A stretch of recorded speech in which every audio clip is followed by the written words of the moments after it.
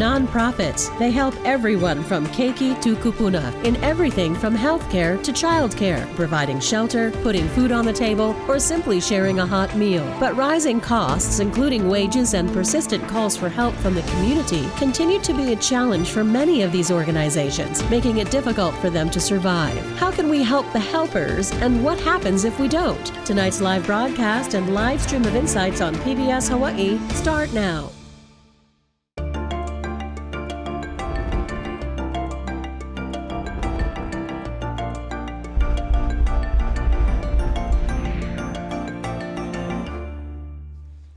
Aloha, and welcome to Insights on PBS Hawaii. I'm Daryl Huff.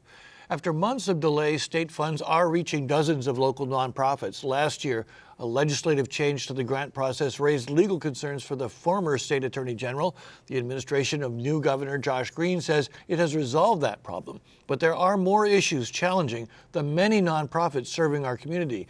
We look forward to your participation in tonight's show. You can email or call in your questions, and you'll find a live stream of this program at pbshawaii.org and the PBS Hawaii Facebook page. Now to our guests. Nancy Creedman is the CEO of the Domestic Violence Action Center, a nonprofit she helped found more than 30 years ago. DVAC provides legal information, representation, and resources to victims and survivors of domestic violence. Sean Kanaiopuni is the president and CEO of Partners in Development Foundation. It works to empower families and the community through a range of programs, including Tutu and Me, Traveling Preschool, Ke Kamapono, and Kapu Aina. Sean is also a member of the PBS Hawaii Community Advisory Board. Joseph Campos II is the Deputy Director of the State Department of Human Services. He was appointed in 2020 after working in various state departments since 1994. He has a PhD in Security Studies and International Relations. And Lisa Murayama is the President and CEO of the Hawaii Alliance of Nonprofit Organizations. She served previously as the Vice President of Public Affairs for Bright Light Marketing, and before that, as Executive Director for the Pacific and Asian Affairs Council and the Mental Health Association. We do want to add that we invited several state lawmakers to be here tonight, but they were either unavailable or declined. But let's start off by talking about our definitions here. And let me start with you, Sean Kanaiopuni from, I keep saying Kanaiopuni, it's Kanaiopuni. Okay, it's a beautiful name. I may just call you Sean and just to make sure I get this right. But tell me about your nonprofit, what it does, how big it is, and where you get your money. Partners in Development Foundation, we just hit our 25th anniversary of being a local nonprofit here in Hawaii, born and raised by community members. And our mission is to inspire and equip families for success and service, and we do that using our traditional Hawaiian values and practices and really setting them up for, to have healthy and vibrant lives, and then also be able to be in a position to help others along the way who need help too. The organization was founded by Jan Dill, my predecessor, and he retired about 3 years ago and is out there having fun somewhere. How many people do you folks have as clients? And how much is your budget? We serve thousands of people every year, and we employ about 220 people. Our budget is 18 to 20 million on average. I'm pretty proud of the organization. We've done a lot for Hawaii, particularly serving our low-income, remote, and rural families. Our focus is on Native Hawaiian communities and the families and children in those communities. Now, Nancy, the Domestic Violence Action Center, by its name, we know kind of what you do, but tell me about what your sources of funding are. Tell me again, how many sources of funding do you have? Currently, we are supported by 42 different sources of revenue. So that would be federal government, state government, city and county government, private foundations, small family foundations, community foundation, Hawaii Justice Foundation, Hawaii Women's Legal Foundation, those kinds of community-based foundations. So as a CEO, you must spend an awful lot of time raising money. I spend every waking moment thinking about how are we going to stay afloat and stay vital and stay viable. Lisa Murayama with the Association of Nonprofits, How big is this sector, and any sense of how many people are served by this group of organizations? Yeah, you know, I would say latest data shows about, well, over 7,000 to be probably conservative. 7,000 nonprofits in the state of Hawaii, or community-based organizations. These are organizations that are providing essentially social services. No, not necessarily the entire sector. So that could include other missions like arts and culture, you know, the INA-based stewards, education groups, et cetera. The health and human service, or the safety net sector, really makes up about 60% of the overall nonprofit sector, or the community-based sector. And typically, in most states, that is kind of the number, about 60%. It's the largest subsector, really, and really doing a lot of the critical, you know, frontline type of services, the response. In the pandemic, we actually saw a lot of evidence of the need and the importance of this subsector just for the immediate relief that was provided, the food delivery, the quiet issues that were happening behind closed doors. Well, you also had the ability to scale up a lot faster than the state government did. Right. I mean, I think we were able to demonstrate that we're facile, that we're responsive, that we can actually pivot on a dime, that we are actually good and reliable partners to our friends in government and even in the corporate sector. I know that we're parsing out a rather large set of numbers, but how many people would you say are employed by the social service? Actually, you know, before the pandemic, we rivaled state government. And I really couldn't tell you right like 20, now. 30,000 people? More, I think about, 50, 55,000, you know. So, but in the pandemic, I think data collection kind of came to a halt. And so we don't have a really good sense of how much it's retrenched, retracted, or whether it's grown. We do have anecdotal evidence just that we're losing staff, we're losing our talent. We're going to talk quite a bit about that. Joe Compass with Department of Human Services. How big a role do these organizations play in your ability to serve your public?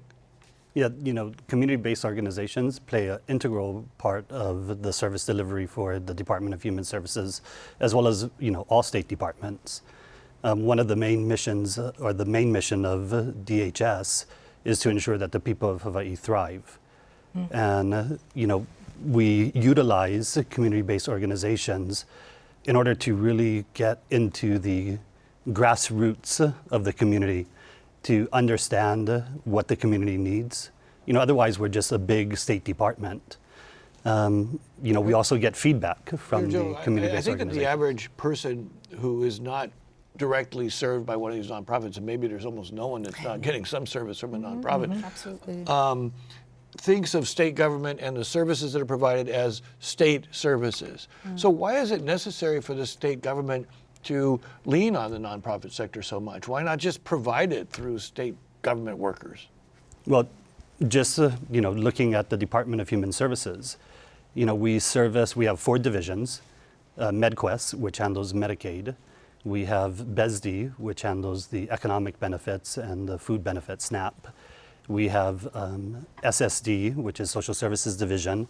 They handle child welfare services as well as adult protective services. And then we also have DVR, Division of Vocational Rehab. We have about 2,000 employees. Our budget is $3.8 billion. We service in MedQuest 460,000 people. Let me ask, so how much is that extended by the nonprofit sector? Well, and so the immensity of the services we provide, we need to have the help of the community-based organizations, you know, to really reach out to our public, you know, and our clients, and to also have the, you know, the continuum of care and services that we provide. Can I give a little historical sense around this? Probably about 25, almost 30 years ago, state government realized that they would not be able to serve the community in the ways that Sean described and in the ways that we do at the Domestic Violence Action Center, Parents and Children Together, Child and Family Service. Many of our community-based organizations are meeting people where they're at. No. So 30 years ago, the government said, there's no way we can do this. we would like to enter into partnerships with our community-based organizations, enter into contracts, and pay you, which will be much more cost-effective and much more efficient. And that was the birth of the community-based organization movement here in Hawaii. Let me ask Sean Kanepuni. Oh, go ahead. Well, I was just going to add, so thank you. Kanai. He'll get it toward the end. It's all scrunched together. I know it's the paper's fault. Just to add to what Joe was saying, so I think we are for community organizations, and in that name, we are in communities, serving communities, hiring from communities, and we're able to be in Hana, in Ka'u, on Molokai, all over on West Oahu, East Oahu, so we're able to be in those our communities in ways that the government is not. We don't have government people in every single, well, they live in every community, but for them to be able to scale services to every community would be next to impossible. And what a lot of research shows is that when you look at social services, education, youth development, after-school services, when government can effectively work with community organizations, the results that they achieve are far better. So especially in the area that we're working, like for example, in youth justice and preventing recidivism with the criminal legal system for young people, research shows over and over again across the nation that when we turn to communities for solutions, working public-private partnerships, you achieve far greater outcomes. And so we're about keeping Hawaii healthy. We're about creating healthy, vibrant communities. That's who we're talking about. Let me ask Lisa Maruyama, and this is an assumption I'm assuming that's two assumptions in one sentence, which is never good. But is it cheaper for taxpayers to have a nonprofit do services than it is to have government workers do services, the same services? Maybe cost effective. I think the deployment, the creativity, the rapid response is really what we're looking at for the investment. And I definitely can say that a community-based organization can actually implement on that a lot faster than government can. I'm not saying that this is a solo act, right? We have to go hand in hand together into the community. I think government plays a very critical role. They may not be in the grassroots, but they're actually playing pivotal roles in setting policy, in collecting data, in organizing the services from where they sit, and then deploying it, right? So it's a very complementary relationship and partnership. On exactly that point, I think that DVAC, from what I'm familiar with your folks' organization, and we've had a lot of contact over the years, is that you are really in lockstep with a lot of what's going on in the criminal justice system. Civil justice too. Yeah, and exactly, and how does that work? Like, for example, when someone is a victim of domestic violence, how do you work with that person in conjunction with and dealing better with the government officials, the prosecutors, the attorneys, and so on?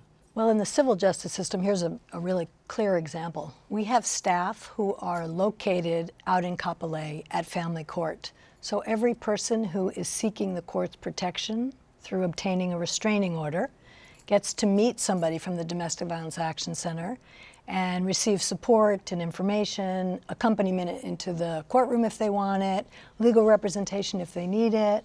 So we work in collaboration with the judiciary, with family court in particular, to be on site to help those people who need help when they are taking a very frightening step.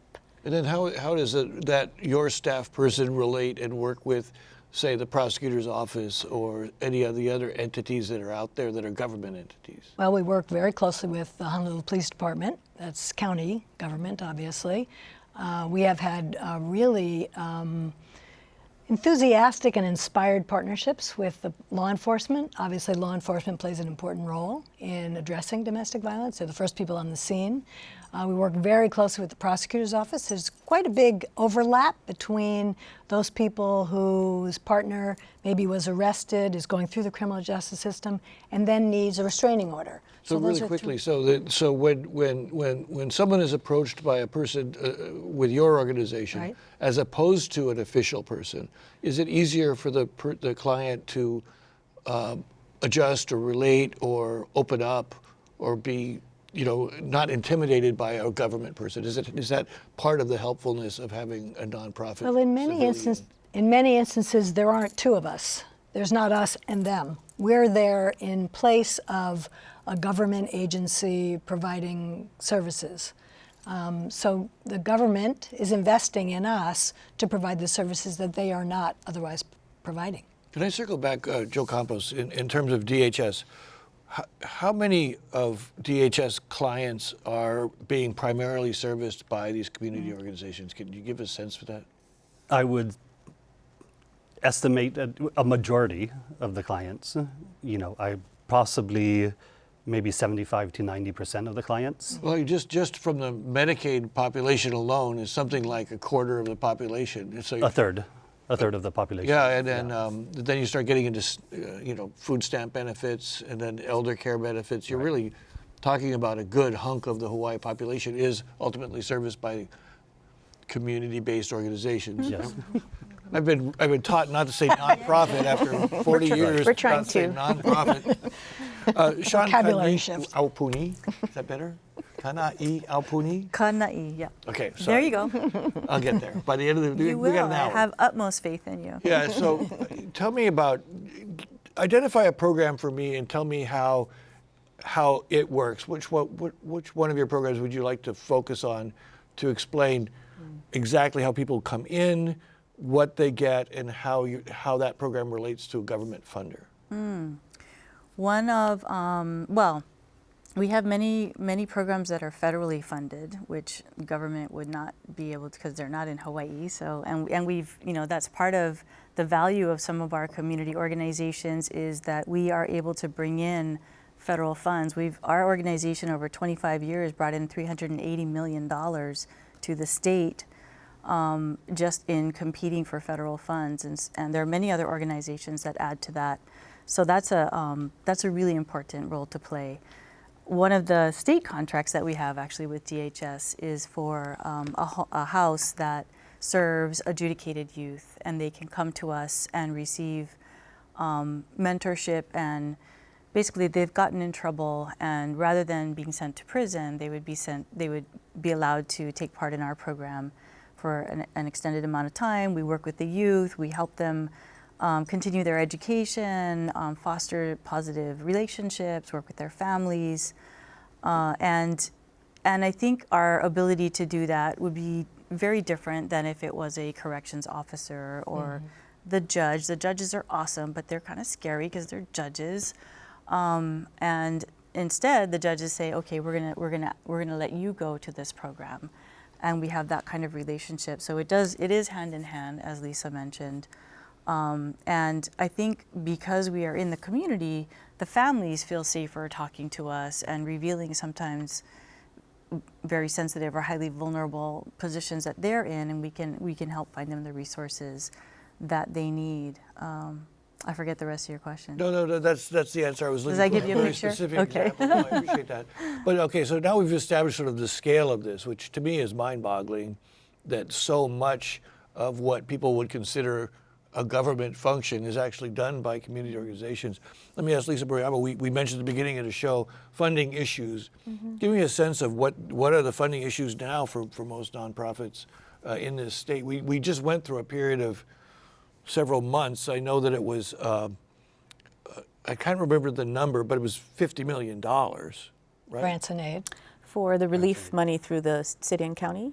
The grants and aids from Oh, the grants state and of aid, the state grant and Was aid. that 50 million? Yes. It was 50 million. 50 million that was held up. Right. That's a lot of money to not flow. Right, I think it was 160 organizations that had applied and received that grant. So that was a major glitch, but I imagine that's only, these organizations must be bringing in at least a couple $2 billion a year total in funding, right? Right, they are, and some of these services, because this was a grant that was made in the beginning of the fiscal year, these organizations in good faith have actually started the services, right? Many of them, and still haven't received the money as the grant converts into a contract. So there's some bottlenecks that we're experiencing. So even though Governor Green released the money, it's still not actually a reality for a lot of organizations that need to be actually reimbursed at this point. Because it has to be passed through the contracting organization like DHS right. or the health In department. this case, it's like the that. Office of Community Services that needs to administer all of the contracts. And so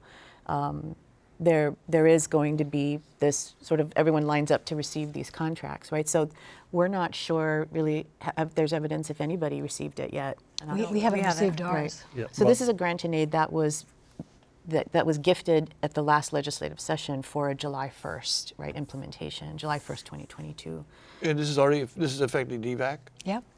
How much and what are you waiting on? We're waiting on about $175,000 that we had included in our fiscal year 2023 budget, which is this current fiscal year. So we don't have a contract yet, and we haven't seen any of the money yet. So what do you do when you don't get the money? We use our own, I mean, like you asked me a few moments ago, am I worried about money? I spend all my time worrying about money, and so we raise as much money as we can to offset these losses and the shortfalls, which is, I think, the direction you're going in terms of what is it like to be on the ground and work with state government. Our contracts don't increase from year to year, so cost of living goes up, health insurance goes up, pencils go up, Xerox leases go up, and our contracts stay the exact same. So So if I can just yes, go address ahead. that really quickly. I was going to toss this to you next. Yeah.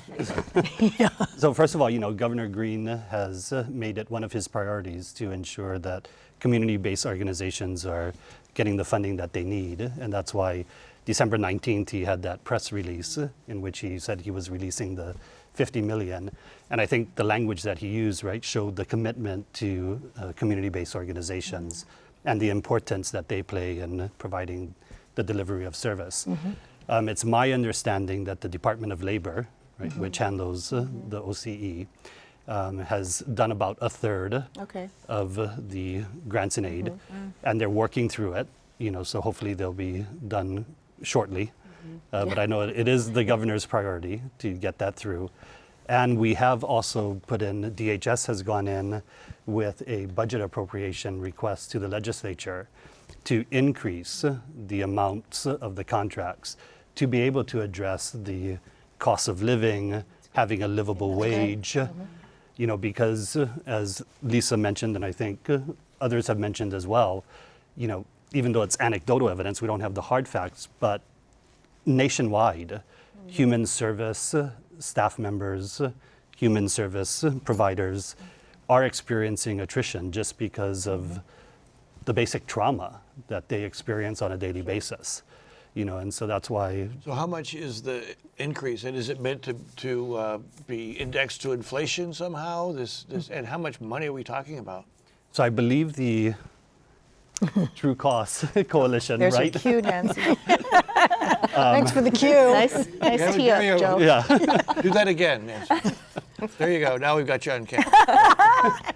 So if I'm not mistaken, it was a request for 5%? Yeah. Yeah, and so that's what we've gone in for, a request of 5%. At least for inflation. Right, Yeah. so, And that's across the board. yeah. How much is that then? Well, I can only speak to DHS figures. You're the biggest one, I'm guessing. Yeah, we have about $110 million in contracts to service providers. So it'd be about 5.8 million increase. Sounds like a bargain to me. John, how does that affect your organization in terms of, with all these different funders, the state was one of them.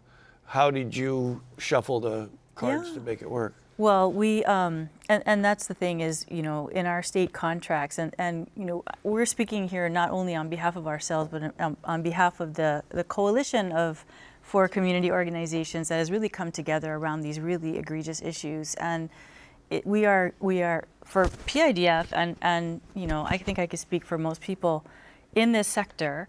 We are privileged to serve our community. We're privileged to work in partnership on these issues. We're here because we have the heart to serve. And so I want to make sure that is understood. Because we're talking a lot about money here. Because we're talking a lot about money, and it's really not about money. And the true costs, I love true costs as the name of this, because we're talking about true costs of direct services where we're having to cut corners because of what Nancy described, contracts that haven't increased or have gotten cut in recent years, even though prices are going up. And then, you know, on the admin side, many of our contracts and grants don't like to pay for administrative costs. You know, I'm overhead, you know, so my job is overhead, my CFO is overhead. And so there's, in any for-profit business, in any government organization, you pay for these costs. But for some reason in our sector, it's okay to cut those costs short because we'll figure it out somehow. And we do, but we do it through private funders, we do it through our staff salaries, which are lower than they should be, far lower than they should be. And we do it by sometimes going under or failing. And, you know, one of our friends who is part of our coalition, he's like, you know, in the last 5 years, we've seen a lot of organizations really have to shut down or stop services. You wait 5 years longer, kick this can down the road, we're going to look back, and the true costs lie in how the community experiences our pain. Right. Right? It's not about us. It is about us, but it really is about whom we're serving. Right. You know, we all are touched by our 4 community organizations. Our animals, our Aina, our seas, our fish, our This reef. very studio. This studio. This fabulous We wouldn't be studio. sitting here with not Education. You know, without- so Let me ask Lisa Maruyama, is there a tendency, though, when the government runs into a financial bind that the first thing they go after is the grants and aid, the nonprofit sector? I think there's, you know, everybody has a rider in their contract that says subject to the availability of funds. And so when there is an economic recession, maybe the governor, this is hypothetical, but the governor might do an across the board cut across all departments, 5% or something. Oftentimes it's taken off the purchase of service contract. You cannot touch the collective bargaining agreements for union members, but you can, based on this little rider in everybody's contract, you may go there. So sometimes, you know, whereas you had $100 per bed or person, you're now getting $60 per bed or person, and you somehow have to make that up. And very quickly, because you're continuing this service, right? It's in real time. And so to have these midstream contract changes, these retractions, it just sends the community-based organization into a fiscal spiral because they have to somehow make that up very quickly. Let me ask Joe Campos, you worked at a number of state government agencies. You've probably been in the middle of these fights a few times where somebody wants to cut a budget and you've got clients that are being served by nonprofits and you've got to go to bat for them. And what arguments work? How do you deal with it when that happens? Yeah, that's a really good question. You know, I think what's important to always remember is that everything we do affects people. You know, and as I had mentioned, right, our mission is to make sure that people have self-sufficiency, that they thrive. You know, so when you're confronted with that, you have on one hand the fiduciary responsibility to be trustees of public money, taxpayer dollars. And on the other hand, you have, well, how can we truly provide the services that we need to provide to the people of Hawaii? Let me ask this, so from a policy standpoint, from a agency standpoint, your agency protects children from abuse. It protects elderly people from abuse, oftentimes in real time, right? Yeah. And then other agencies are doing, and I'm not going to say this is less important, but maybe arts and culture or something like that. How do you triage in state government when this happens? And Lisa mentioned, you might get a 5% cut across the board. Is there a triage process where you say, well, we're not going to cut the ones that are involved in child and elderly protection or food services? I mean, do you triage and how do you make those calls? Well, so I can, just from experience at DHS, you know, with the pandemic, there was immense economic uncertainty before ARPA came, right? And Director Bonneau before and Director Betts now had to make have some serious conversations about what do we do, you know? And in our case, it's providing Medicaid, providing food benefits, providing protection for children and vulnerable adults. You know, so it's a very hard conversation to have, but you go into it with honesty and integrity and saying, hey, what can we do? And we also reach out to our community-based organizations to see if they have any thoughts on the matter. You know, so it is that continuum of The other service. big thing happening now is just shortages. I mean, Sean mentioned that it's hard, you're short of people. Nancy, I mean, when you're competing for with the private sector for people, you know, these are high quality people you're after. Are you able to compete, and how do you compete, and how short are you? And It's a key question for us on the ground right now. I think all community-based organizations are trying to figure out how are we going to compete effectively in the marketplace. We lose people to state government often, or private companies often. We can't compete. Rental car places. Costco. We have a difficult time being able to attract and retain staff because our salaries are below market. And the work is not for everyone. So why do the salaries have to be below market? Because we do not get true costs. because we're not getting true costs that cover Cue Nancy. we're not getting true costs Props. to meet You have a knack for holding it up when you're not on camera. right here. We're not getting true costs. There you go. Okay, that's the last time we're going to do that. But so explain this to me, how that is supposed to work on a sustainable basis. Well, it doesn't work on a sustainable basis. That's why we are coming That's why we're together here. to have this conversation. As Sean mentioned, there are about 50 or 55 organizations that have experienced what the three of us are talking about right now. And we're trying to figure out how to pave the way forward and advocate with our policymakers and legislators and administration so that contracts will increase to meet the rising cost of doing business. We're small businesses. I think there's, if I may, there's always been an interest by our funding community, philanthropy as well as government, any kind of individual donors. There's always an appetite to fund the program stuff, right? The things that we can see in the community that are being delivered. But some of the unsexy stuff is the back office stuff, right? It's the internet access, it's the telephone system, it's those types of things, right? The cubicles, and yet those are the things that actually power and ensure quality services being delivered outwardly, right, into the community. But funders sometimes don't really want to fund that stuff. But when you continue to not want to fund that stuff, you hollow out the core of the organization, and it affects the quality of the service over time. I mean, when we think about aircraft carriers that carry hundreds of people from point A to point B, these are lives, human lives. So you don't want to chintz on the aircraft mechanic. You want to make sure this person is well trained and qualified. Well, the same exists for social sector services that are actually taking care of human lives. These are human lives, and yet we will cut back on the back office things Your that, like a infrastructure, very qualified doctor at a community health center, and yet we cannot attract a qualified doctor because of our salaries. And I'm wondering if it has something, just like you tonight was the first time I learned about community-based organizations and not nonprofit organizations.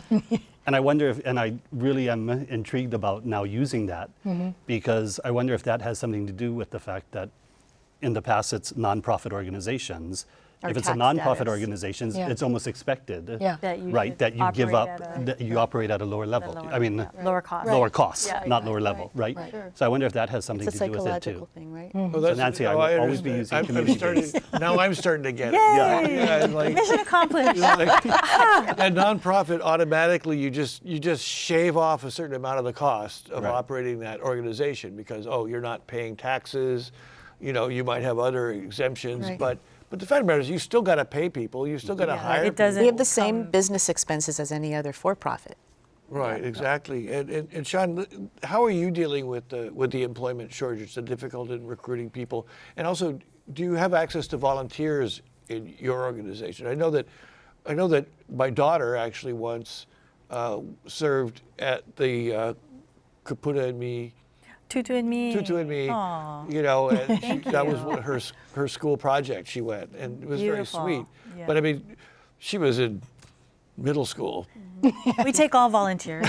We love volunteers. But I mean, tell me about how your employment situation is, and how do you convince people to come work for you when you can't pay them as much as they can make, like we were talking about at Costco? I mean, it's a really, really good question, and we've been grappling with that for a couple of years now. Since well, since our labor issues have begun a couple of years ago. But one thing that we're trying to do is draw on people's sense of really wanting a meaningful and rewarding job experience. And so we try to help them understand how, you know, when you're serving people, there's so many more rewards. And if you're, you know, I love Avis, but if you're sitting behind the Avis rental car, desk, and it's a different kind of, meaningfulness to your life.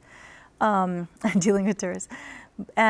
But on the other end, we've been working with our federal grants, for example, to do recruitment incentives, and retention incentives. So really helping our staff, and I hope if any of them are watching, they know how valuable they are to us every single day and to the communities that they serve. And just really trying to work on all the other things about a workplace that we cherish, and making sure that we're doing as much as we can to make that valuable to the people that work for And with that said, I just want to say that our community-based organization partners. Doing well, Joe. I'm trying. Doing great, yeah.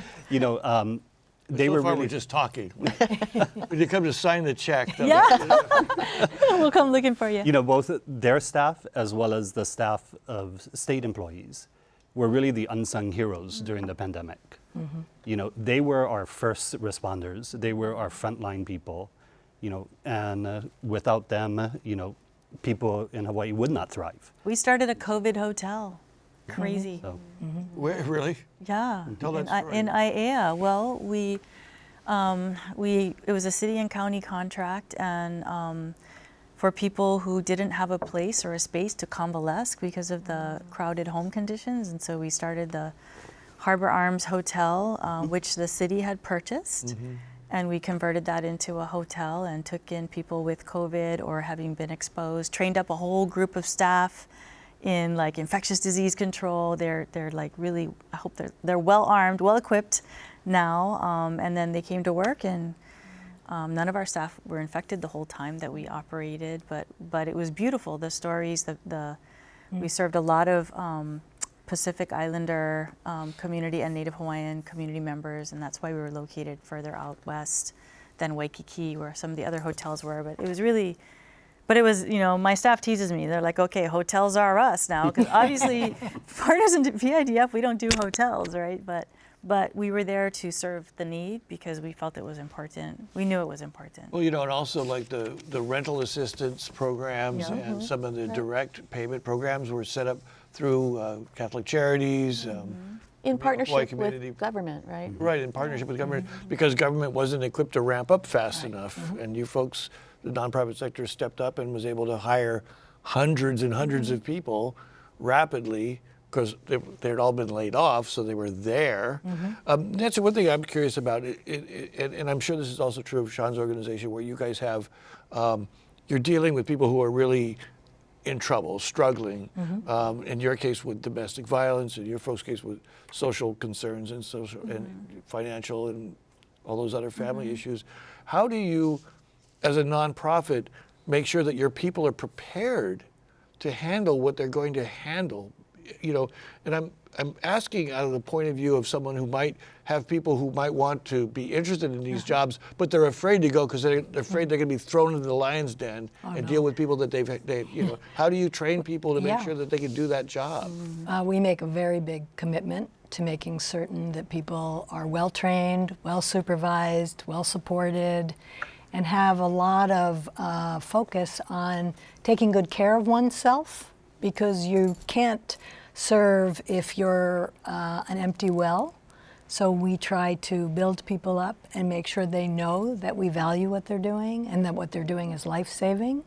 And we train everybody before they work with one survivor of domestic violence, participates in 4-day training, and then is trained and supervised throughout the year, mandatory training, so that we're current and we're providing best practice in service to families. I want to say one other thing about this whole nonprofit and community-based thing.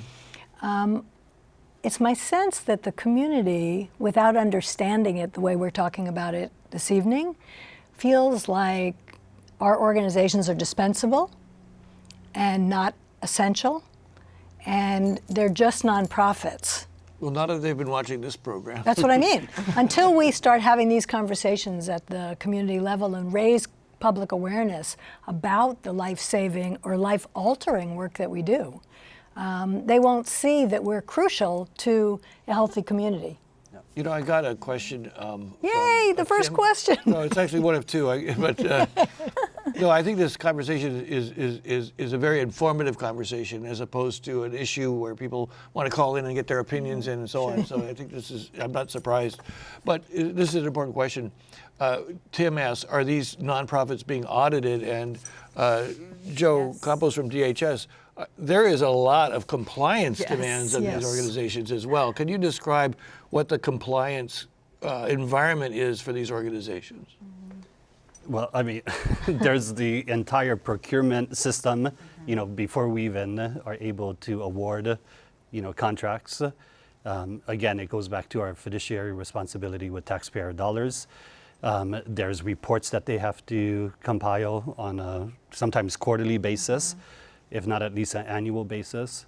You know, it's just the basic standard set of regulations that need to be followed. We have Some an of them are annual, reimbursables. we have an receipts. annual audit. We hire a firm, it costs us $50,000 every year.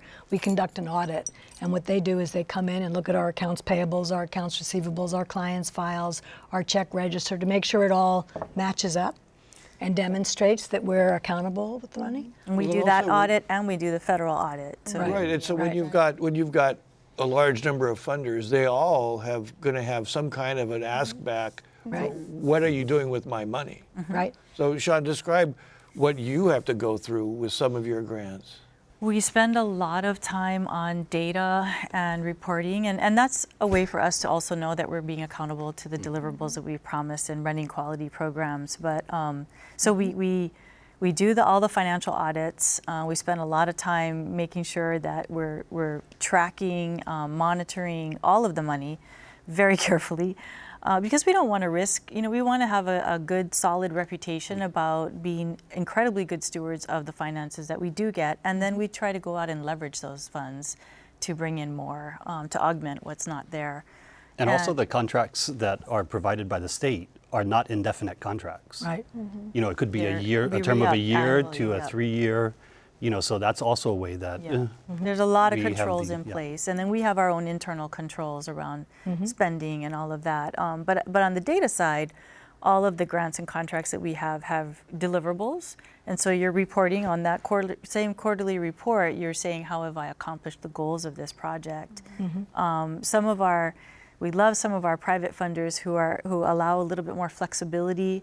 But still, at the end of their term, they want to know what did you do? Like, so what? And we always prepare so that we're able to answer that question very well. You know, Lisa, I was. And gonna we've actually- given money back, by the way. We have to. If we're not able to do it well, we will give money back. We do too. And that's fair. Ouch. But Lisa, I mean, you and I have been around enough to remember when it wasn't quite so strict, right? I mean, it got a lot stricter, and I can't remember when, but Well, at some point- Sarbanes-Oxley did a big, you know, it made an What was impact that? on, just during the Enron crisis, and then there was a federal, you know, congressional kind of clamping down on largely for-profit companies that yielded things like the Whistleblower Act and other types of things that actually carried on into the nonprofit sector, where we were also accountable for being transparent and being very communicative about how we're spending our resources. I will Showing say, results too, right? I mean, a lot of show it was- results, totally. But I, feel like we're a very regulated industry. I mean, we not only, if you have a government contract or contracts, there is a lot of rigor that you have to prove around your viability, your deliverables, et cetera. But we're also regulated by the State Attorney General's office. We actually file tax As forms. charities, right? Yeah. Yeah, we have there's a charitable oversight division of the Attorney General's office. Every CBO files a business registration every year annually with the DCCA, so that's another state entity that regulates us. We file tax returns, even though we're tax exempt. We still have to articulate our financials to the state tax And I department. could go look them up. You can. And that's the other thing too. It's very accessible and very transparent as to how we spend our money, who's on our boards, et cetera. And so I think there's a lot of articulation of best practice in the work let's that start we do. looking ahead a little bit. You know, we talked about the social safety net fraying from all of these different factors. Let me start with Sean. How bad is it in terms of your ability to continue to serve at the level that you used to? How concerned are you about not being able to continue to do that? And I know money is the obvious, number one concern, but what else can be done to help facilitate this sector's growing and being able to continue its mission? Anybody else wants to jump in on that one? I know No, that's that's a big really, I love that question. And, you know, yeah, feel free to jump in. I think a couple of things. There are several programs of ours where we wonder how long we'll be able to continue them. And we've talked about, you know, shutting down or going a different route because we can't sustain the way we're going now. I mean, I'm not going to name them because they're very precious programs of ours and we would never want to give up on them. You don't want to freak out your client. Well, yeah. Anyone, you know, we need our programs. Every single one of them is because of, you know, what we call a house on fire. People out there in our community need our services and we want to be there for them. So if we have to give up on a contract, what I would like to do is try to find other ways to fund in that area of need. And so that means being very creative, leveraging funds, going through private funders, really diversifying our sources of income. And so, you know, our executive team spends a lot of time talking about, you know, plan A is this. If we cannot, you know, we have to shut down plan B, plan C. We're, as a larger organization, we have we've built up to that ability to say, okay, we think we can weather the storm. Other organizations that are smaller and serving just as dire needs as we are don't have that option. And so I worry about the safety net in terms of some of our other community organizations that are smaller and they're going to shut their doors. I know some of them and they're ready to shut their doors. If the GIA was crippling to many organizations. GIA? GIA, Oh, the the GIA, grant and right, aid right. funding lapse, and they still haven't gotten the money. So it's not like just because it was, you know, okay, go, they've already fronted funds, they're in the red, and they've got a ways to go before they see funds coming in. So as a larger organization, we try to see, you know, is there someone we could help? You know, like how do we be part of the game strategy of some of the smaller organizations that we partner with? Oh, I Because see. partnership is really critical to our work. Basically coordinating better between nonprofits. Leveraging resources, partnering. I remember when I was in the nonprofit sector myself, I remembered seeing that in some places the nonprofits, the community-based organizations that were there had very robust collaborative organizations. You know, mostly that was neighbor islands primarily because they were smaller and it was a more manageable Closer-knit group of community. people. I mean, is that going to be a change? You know, Lisa, do you think that the nonprofit sector has got to continue to Yes, absolutely. morph and better organize itself? You know, I don't know that I would call it better organizing. I think just being really attuned to the opportunities to partner. And, you know, I think some of the directors of Department of Human Service actually have encouraged that through the scoring, right? Those that come forward who are partnering might score higher than those that are coming in solo. So there are different, very creative ways in which we can leverage resources together in the community. You know, I'm from where I sit, my perch, looking at our staffing issues. Are there creative job share opportunities? How do we provide mentorship, because we're losing talent and we're losing mana'o, really as people retire or they leave the sector, we're losing a lot of expertise. So we really got to start getting creative and cooperative and collaborative. Let me ask you. I just want to. Sure, go ahead. Can I share Nancy. a few thoughts about that? I think we're deep into collaboration among the sector. I think there's also a belief, a misperception that community-based organizations just merge or just become one. We're duplicating efforts, we're duplicating costs. We don't ask airlines to do that. We don't ask banks to do that. I mean, competition is good in the workforce and in the community, and we're not all doing the same thing.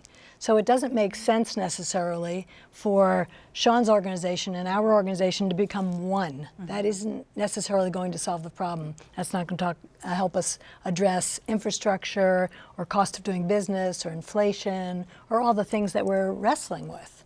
Well, you know, that's an interesting point because I think that when we were talking earlier, we were talking about how, and Joe, you might be able to explain this, one person may be touched by Right. multiple nonprofit agencies depending on their needs, and then you're at the Department of Human Services and you see this person qualifies for this, they don't qualify for that, they qualify for this. You're the one that's deciding who qualifies for what. And I did get a question from someone, and I'll just throw this out there because it was a viewer that didn't want to be identified. The Department of Human Services is mismanaging things. It's not the nonprofits. I don't think we're blaming the nonprofits, but how is the Department of Human Service evolve and deal with this, what sounds like the verge of a crisis here? Well, you know, the Department of Human Services, contrary to that opinion shared, you know, we take our role extremely seriously. We ensure that we work collaboratively with our community-based organizations. You know, we are constantly doing self-reflection and assessments of our abilities. You know, we do have times where people need to wait for certain things and certain services, you know, but we do not take that lightly, and we are always working to better not only the Department of Human Services, but also better the lives of the people of Hawaii. You know. Let me ask though, when it comes to organizing these services, is there another vision for this that might be a better way than we're doing it right now? I mean, there's always room for new visions and, you know, discussion. And the Department of Human Services is always open to have those discussions with our community-based organizations. Do you have enough people yourself? Well, we do have about a 30% vacancy rate, you know, which is a problem and something that we're trying to fix. You know, unfortunately, you know, as we discussed multiple times, you know, there's just the attrition rate, and it's a hard job. Yeah. You know, when you have to deal with either abused children, vulnerable adults, people and that your might demand not have, is going up all the time. I mean, it's It like is. the pandemic drove up demand like crazy. at least 40%. So. Lisa, how does that end up trickling down to the nonprofits when there's a shortage of state government people or federal government people? Processing or, contracts. Yeah, exactly. Right? I I mean, it so really what is. happens when it takes too long to process a contract? Yeah, I mean, I think we have to be sensitive to the staffing issues that the government has as well. When in times of recession there's rifts, and there's a few people processing things to get contracts out so that services can begin. So we're recognizing that these issues we're not alone in these pain points. But how can we work together to look at systems changes, policy issues at the legislature that actually streamline technology within government? If we can make technology investments in government to actually get faster at this, then it affects everybody in the way that we deliver services as well. You know, I've only got a couple of minutes, but I just got a really great question here, and I wish the person had put their name on it, because really it's the 500-pound gorilla in the room. What is being done to actually reduce the need for social services? How can we fix what is broken rather than just meet the needs of those in trouble? That's no ding on you guys. You guys are the safety net, right? Well, But, if I can just... yeah, what so has first to of all- happen to raise all the boats? Yeah, so first of all, next year, January of 2024, will be 60 years from when President Johnson in his State of the Union address declared, and I dislike the term, but the war on poverty. Right? So we've been dealing with this issue for at least 60 years, if not longer. One of the things is that we have to modernize our legacy computer systems. You know, I mean, that's one of the issues that we are dealing with. We have to have constant outreach to the community. We have to be open to hearing and getting the feedback from the community and working with our community-based organizations to ensure that the delivery of services is done in a timely and effective manner. Sean, can I eat Alpuni? Yes, sir. I'll let you finish. What do you think has to change in society so you guys are less necessary? Oh, I would love to work ourselves out of a job. Magic wand. That would Close be, our doors. yes. Seeing everybody, you know, having enough food on their tables, the jobs that they want, the careers and aspirations, healthy families, healthy land, healthy seas. Abundance. Abundance, yes. So we need abundance. Well, Can you wave your magic wand and give it to us? if I had a magic wand, I wouldn't be doing this show. No, I love doing this show, and I think that this has been a great educational experience for a lot of folks, and I appreciate all of you for joining us tonight, and mahalo to you at home for joining us tonight, and we thank our guests, Nancy Creedman and Joseph Campos II, and Sean Kanai Aupuni and Lisa Moriyama. Next week on Insights, legalizing recreational marijuana. 21 other states have done it. Will Hawaii be next? Please join us then. I'm Daryl Huff for Insights on PBS Hawaii. Aloha.